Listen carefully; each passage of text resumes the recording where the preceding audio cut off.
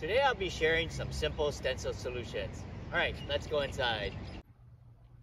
Have you ever had a stencil slide on you as you're trying to center it in the string bed? Or maybe move around as you're applying stenciling on the strings? Well, in today's video, I'll share with you a simple stencil solution. Alright, so what I'm going to do is I have an extra piece of overgrip, and typically what you want to get is something that's tacky. So I have a Prince Resi Pro overgrip. You could also use the Turn Attack or maybe a Yonex Super Grip or Wilson Pro overgrip. Those work really well. You want something that's tacky. So I have a 1-inch width double stick tape, and I'm going to apply it on the back side of the grip. And you know, these you typically will have leftover when you wrap a grip, so you definitely want to save those and use it for this purpose. So what I'm going to do, and the 1-inch width works really well because it covers the entire width of the grip.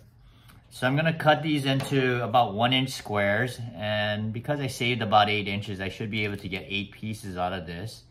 And we're going to go ahead and apply these 4 or 8 pieces, 4 on each side, to the stencil, and it'll make it more stable as you're trying to use the stencil and as you apply ink. So I'm gonna go ahead and 2, 4, 6, one more.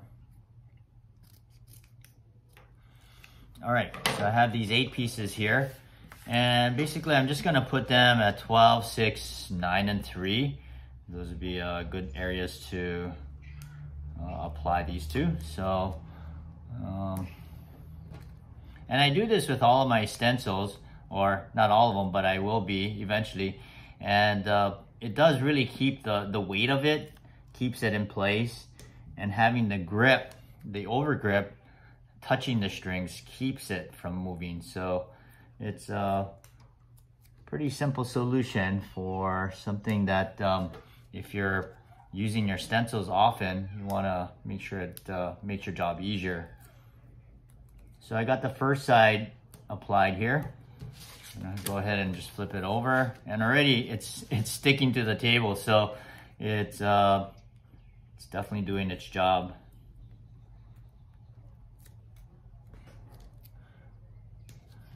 And on this Wilson stencil, it doesn't have any reference marks like some of the other stencils where you can line it up to a particular string or a notch where you can center it in the center mains. So on this Wilson, you just have to use your best judgment where to place the stencil, just looking at the strings and centering it that way.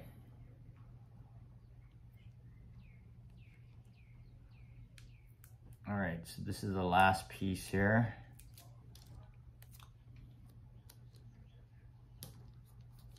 All right, so what I have is those 8 pieces, 4 on each side, and I'm gonna go ahead and bring my racket back here.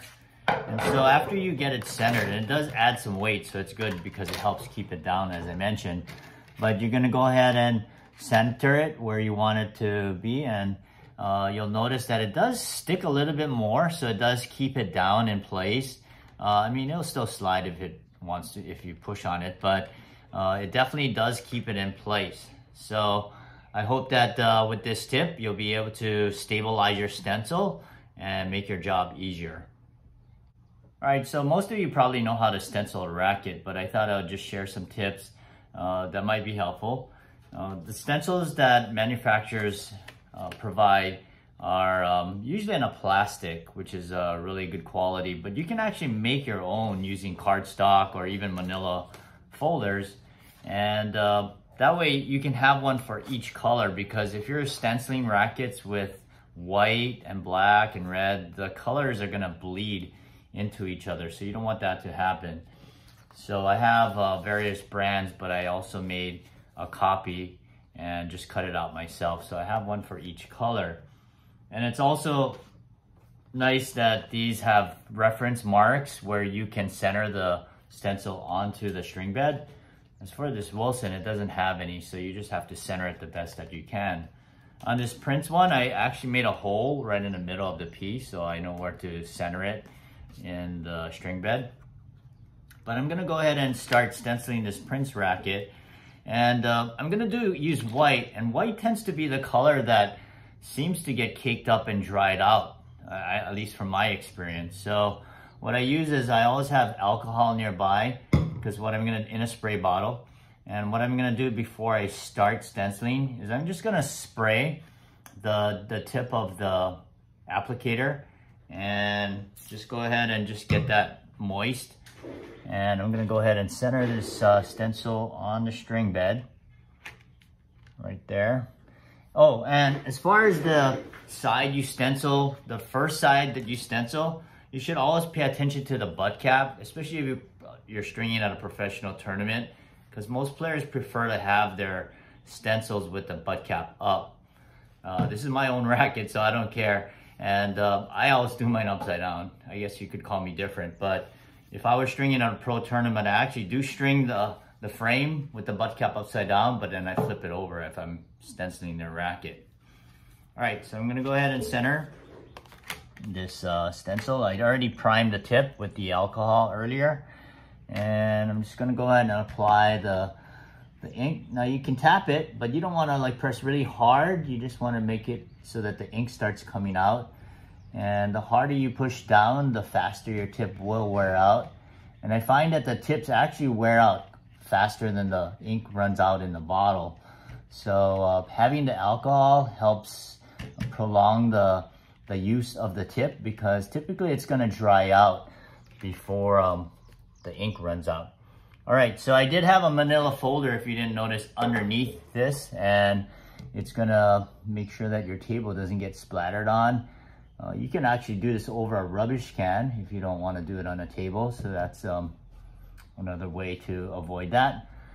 And so I'm just filling in the blanks on this Prince P here.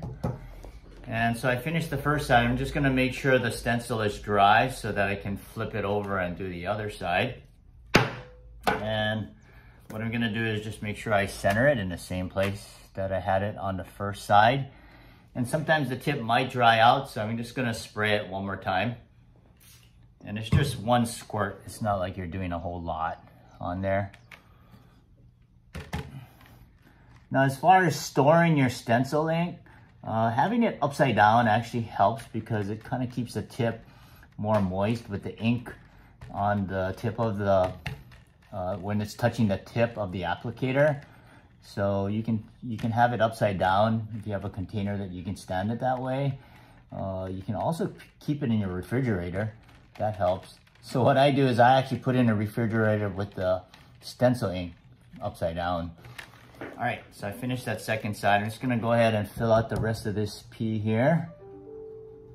Now what I found it useful is when your applicator does get to a point where it's really bald and not coming out anymore, you can actually buy replacement tips. And I found this source called Racquet Art. I'll provide the link below.